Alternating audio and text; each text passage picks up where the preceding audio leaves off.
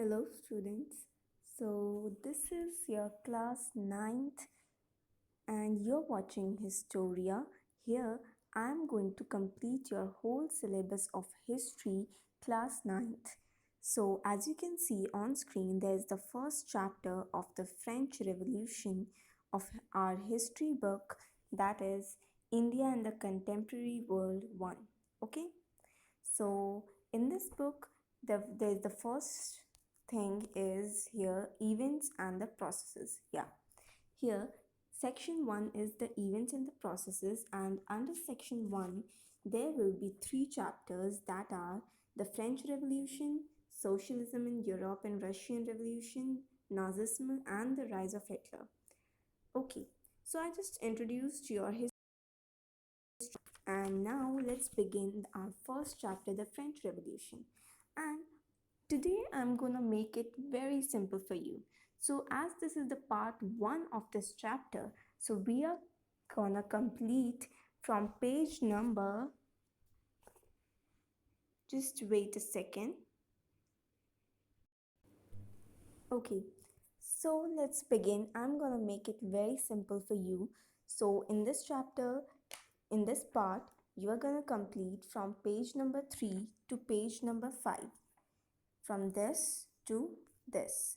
Okay, now let's begin. So in our on the first page of this chapter there's a very, it's about an event, and we are not getting actually what's in this event. So I will just make you explain this whole about. Okay, so on the first chapter we got to know about on 14th July 1789.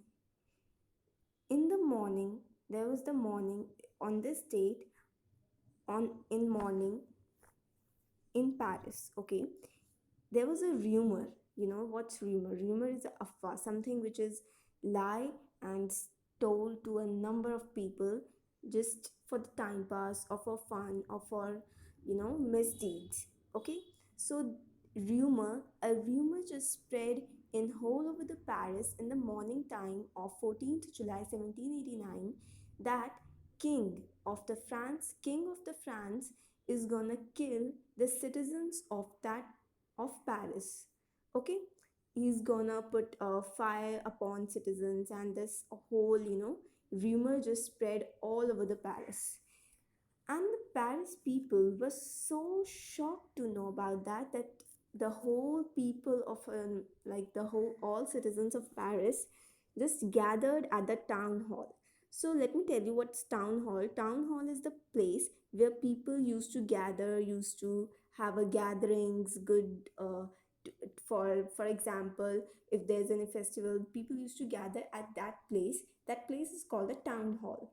Okay, now, so people just gathered at the town hall, and there was 7,000 men and women. Can you just believe this whole amount, this much people just gathered there and decided to make their people's militia.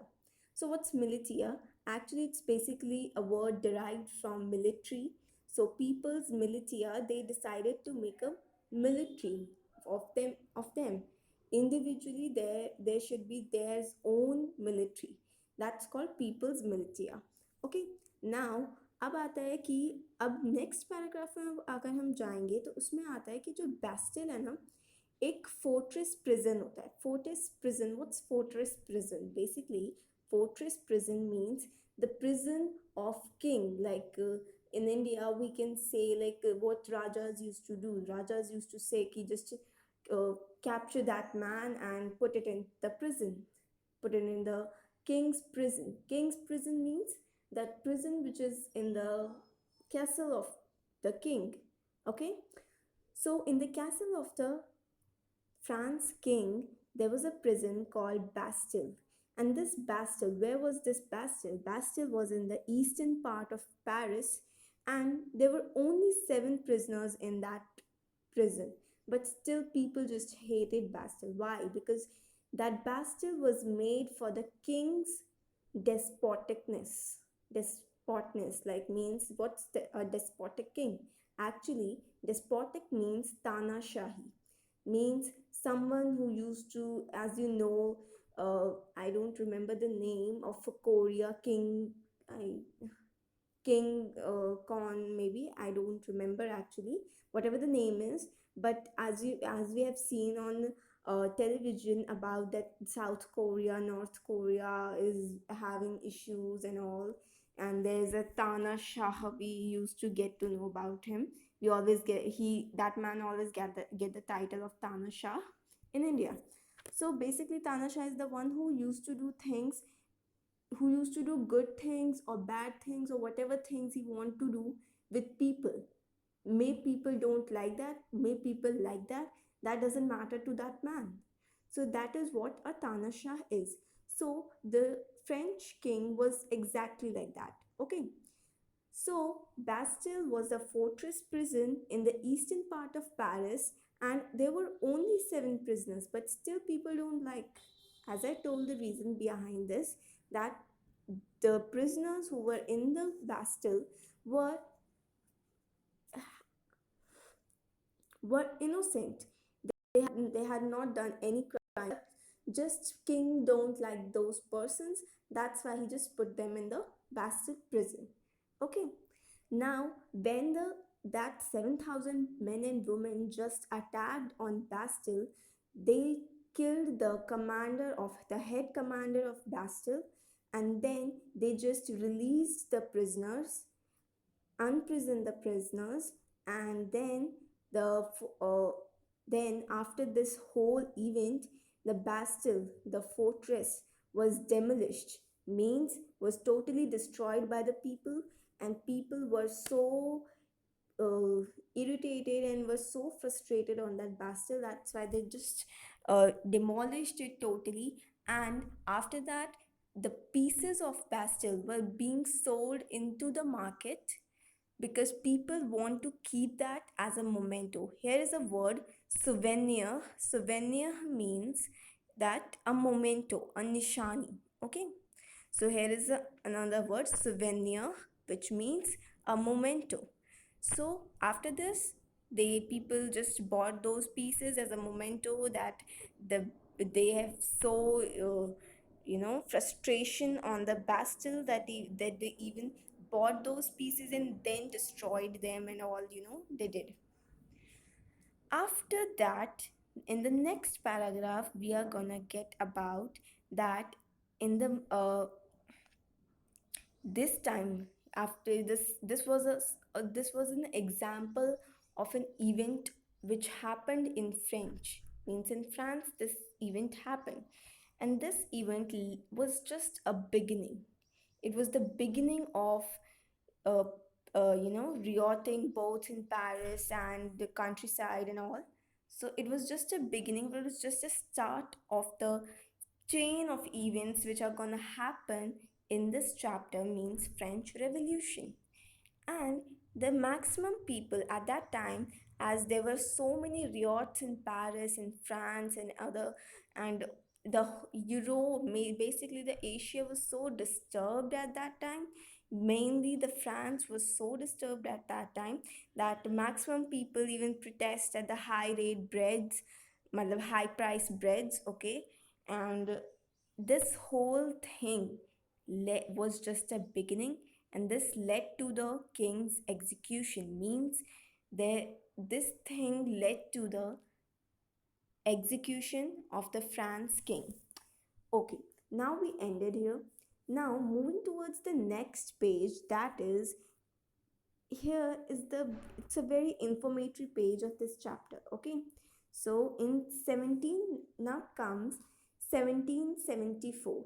In 1774, Louis 16, okay, Louis 16, here it is in the Roman numbers, Louis 16 of Bourbon family. So just make it very simple. Don't take it so big. Don't make it a big deal or something. Okay, it's not a very big thing. It's a very simple thing. In 1774, Louis XVI, which family? Bourbon family. What was his age? 20 years. To whom he married? Austrian princess. What was her name? Marie Antoinette. And now he just got throned, and he just get the throne of France in the age of 20, when he also got married from the Bourbon family in which year 1774. That's it. And when he get the throne, he saw that the treasury of France is totally empty. That's a very, what? Like the whole treasury of France is empty. Can you believe how much uh, poor France was at that time? Now, we people are like, oh my God, France is a very developed country. But behind this development, what so, mainly here, I want to tell you that behind this so beautiful France, so beautiful Paris, such a beautiful place, there is a very large and a very dark, not dark, but yeah, a very deep history behind this. Okay, now moving to that, there was also up now when Prince and Louis XVI got the throne, he just what he recognized, what he saw, that there was a very here is a word, extravagant. Actually, this word means is a very kind of faltu, like a place which is not necessary, unnecessary. Okay, no means of that place. So that is what there was an unnecessary court, that was Palace of Versailles. And Palace of Versailles was a court in the in France, and this Palace of Versailles was too huge, such an immense place, means such a big place it was, and it was very difficult because that place expenditure was too much. So it was not easy to maintain Palace of Versailles in a very few amount of money. So it was not that easy.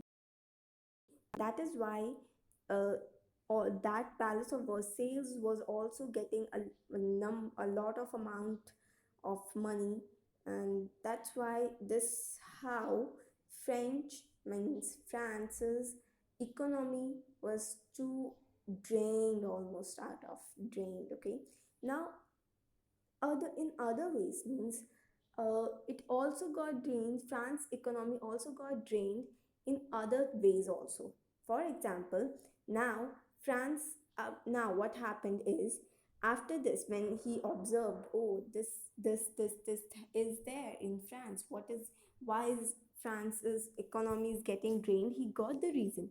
But still, Louis XVI, what he did a very stupidity, that was, he did he just helped 13 American colonies to get independent.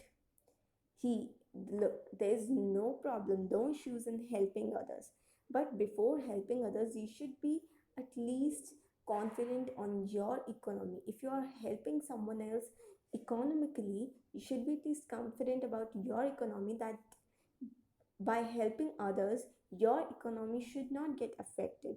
Okay, because you're not carrying, as he was the king, it was his responsibility to see that in his country is everything economically well or not. First he has to see that, then he may help others. Okay, so that was just a very common and a very normal and a basic thing which a king should always remember about, right? So, France helped 13 American colonies to get independent. Get independent from who? From the common enemy, Britain. At that time, Britain was a very common enemy of a number of countries. For example, India also, right? So, so in India also, Britain was its enemy, but at 17th, means in the 18th century, India didn't even think about that France and Britain is the enemy of it. Later, he recognized, he got to know about that the main enemy, the biggest enemy of India is Britain right now.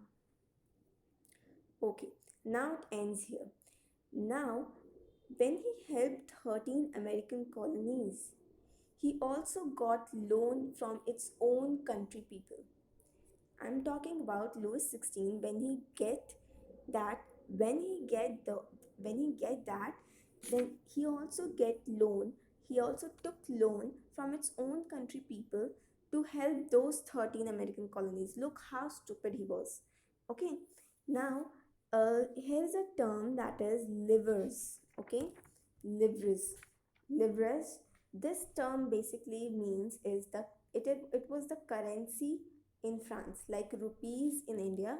So at that time, before 1794, this was the currency in France. Right now, currency of France is different, but and this currency was used to be, was used to in France before 1794.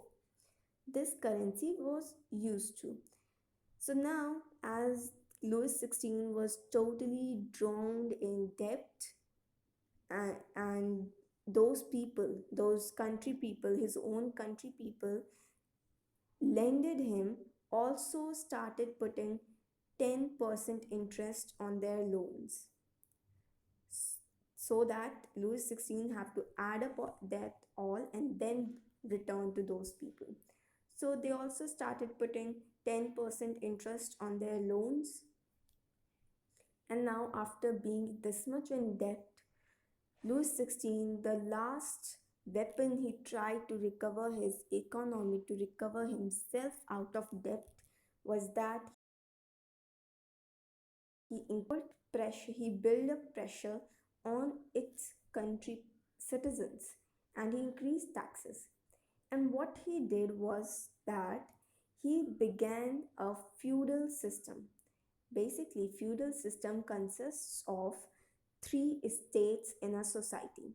As we have studied in 8th class, that in 8th class what we have studied, there was four, economical, or you can say there were four uh, kind of people living in India, like Brahmins, then comes to Kshatriyas, then comes to Vaishyas, then comes to Shudra, then comes to untouchables, right? This was the division of society in India also at a specific time period. But and almost similar like that here, as you can see, there's also a table. So French means Louis XVI also divided France in three estates.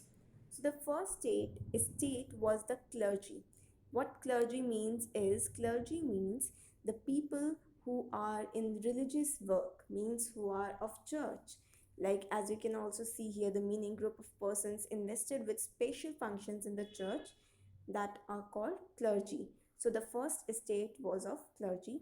Then the second estate was of nobility. Nobility consists of who got a title, like for example, we can consider, if I just tell you about India, in India, church and clergy was the man who was a panditji. You can consider them as a clergy. Then comes to nobility. Who is a nobility? Who got a title, means title from the government or from the state. That is, for example, like Mahatma Gandhi, who got the title from the nation. From the nation, he got the title, as at that time the government of India doesn't exist. But, like for example, Ravindranath Tagore got the title of the um, the night. Oh, I just forget about that also. Sorry, sorry. So he got the nightmares title. I think so. I don't remember. It was a title. It was something like night, something like this. It was something related to this word title he got. Okay. So he also got, so the Ravindranath Tagore can be considered in nobility, and Panditji can be considered in clergy. I'm giving you examples just, but this is not true at all. In France, clergy was the church people. Second estate, nobility. Nobility was the people who got any title from the state or from the government. Then the third estate considered here, as you can see, big businessman, merchants, court, and uh, officials, lawyers, peasants, artisans, small peasants, landless labor, and servants. This was the whole list of third estate. Okay, now as we have seen this, so this thing, this system is called a feudal system in France.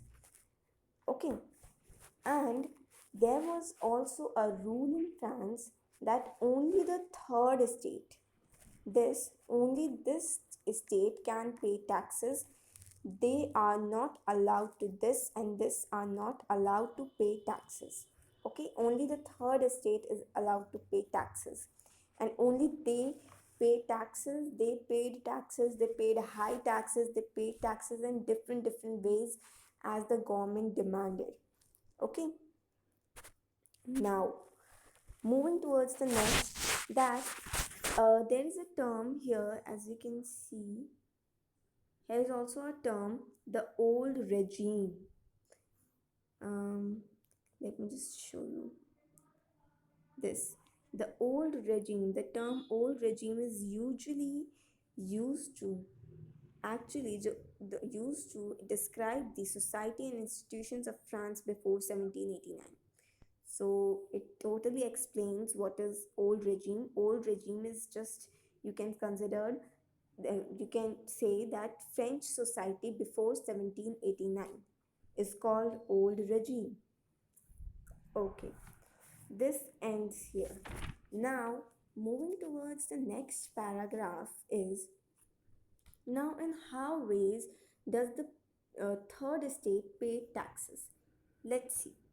So here it is that peasants in French population, the 90% of French population was, the 90% of French population was the peasants. Okay, peasants were the 90% of French population, and then here this 60% of land. For example, if this was the land of French, this is the whole France. You can consider this whole place as France. This is the France. Okay, so this France is 60%. We have to take out the 60% of the France, so we can consider this much. um, yeah, this is the 40%, and this is the 60%. So the 60% of France land was of second estate and first estate. Okay, and this 40% land was of um, who? Of third estate. Only this 40%. And even in this 40%, the third estates people were of, like, for example, big businessmen, merchants, court officials, lawyers. These were the men or women or whoever who took this 40%, and a very few amount of people just took uh, a very few amount of people owned owning this land were peasants or artisans. Okay,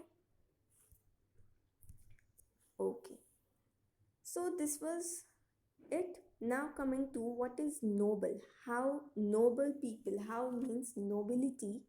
I'm talking about the second estate people, the nobles. How noble people get privilege from this feudal system. These people actually gets what? These people started getting feudal dues also. Now what's feudal due? Feudal due is a amount of money from which is taken from peasants by nobles. Okay, what is feudal dues?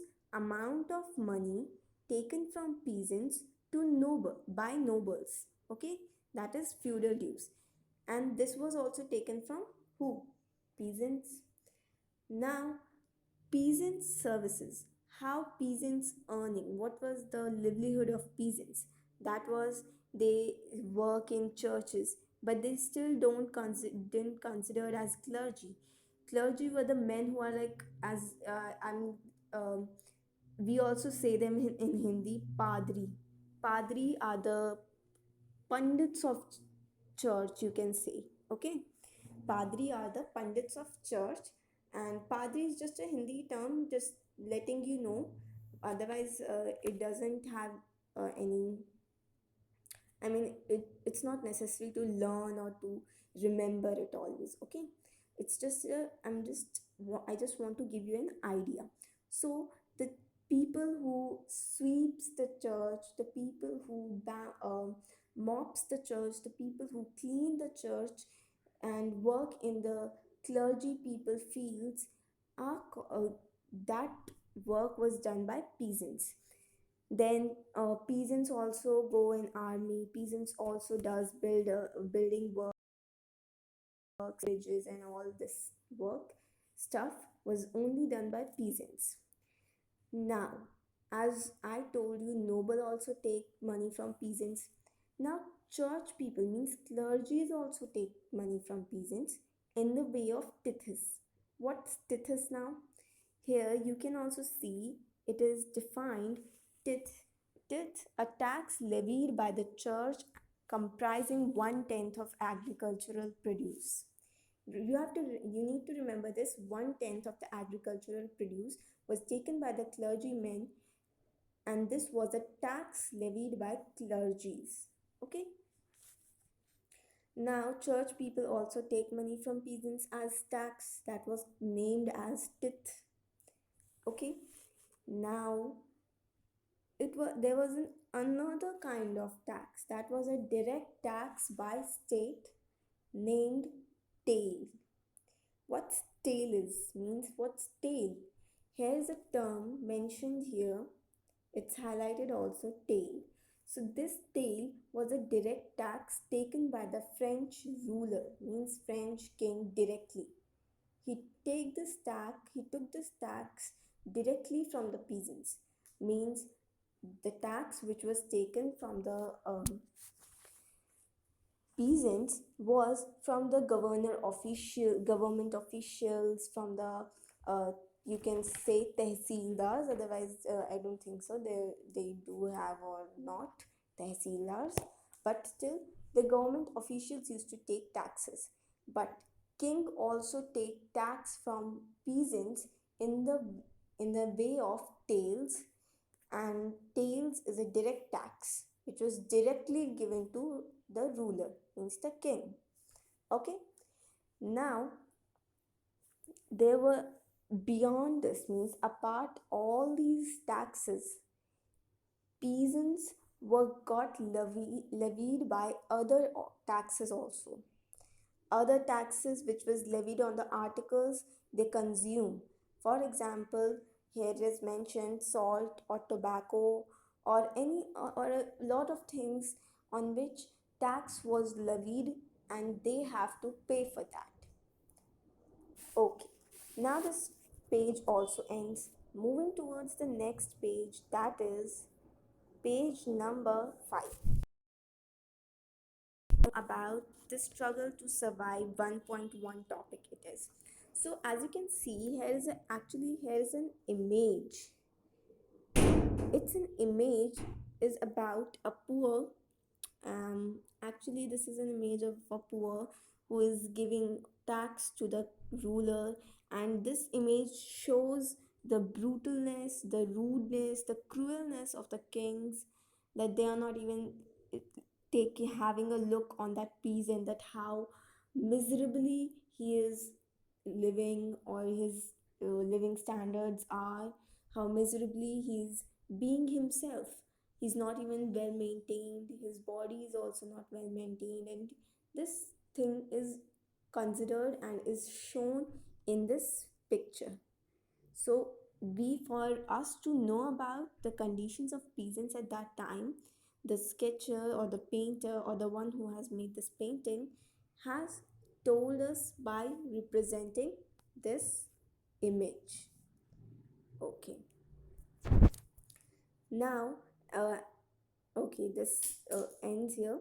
Now coming to the paragraph that shows that, in this paragraph the information we need to get is just very simple, that France population from 1715, in 1715 France's population was 23 million, and it got raised in 1789 that France population was 28 million people.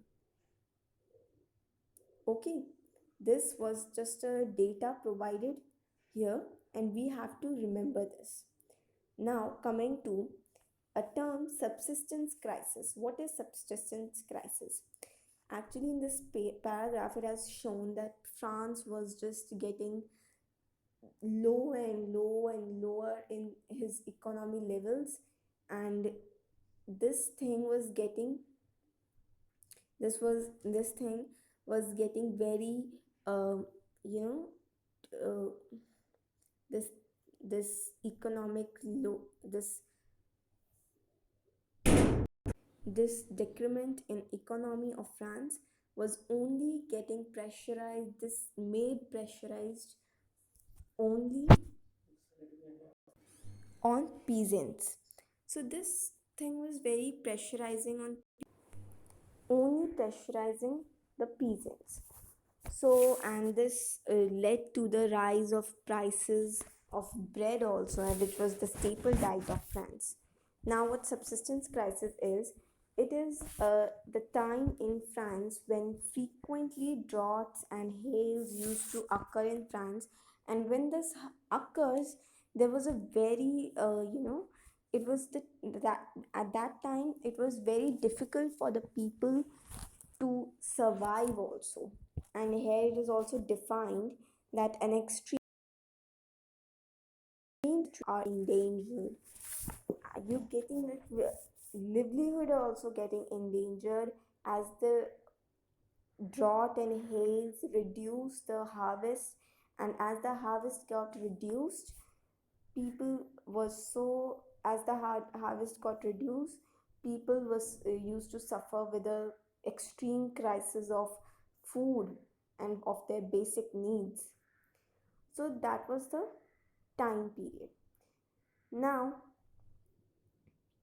here is it is also mentioned subsistence crisis. Just have a look on the last line of this page. This led to a subsistence crisis, something that occurred frequently in France during the old regime.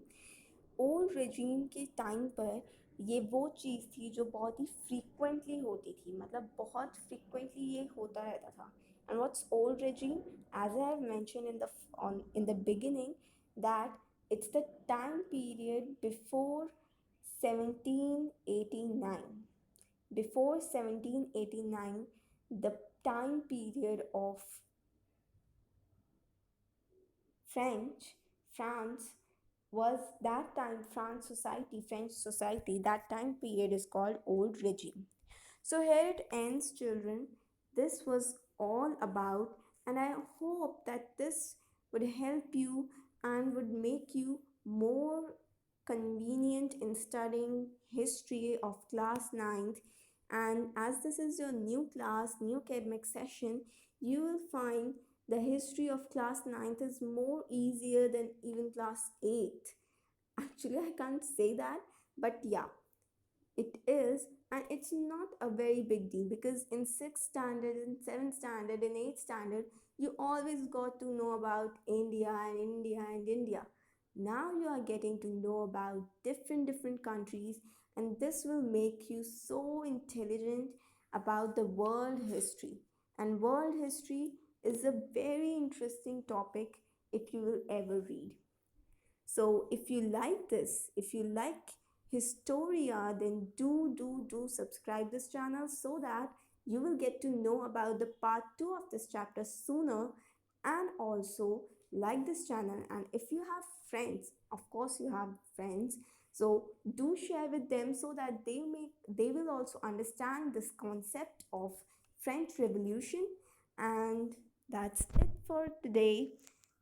Next day, I will explain you more about. Bye, children.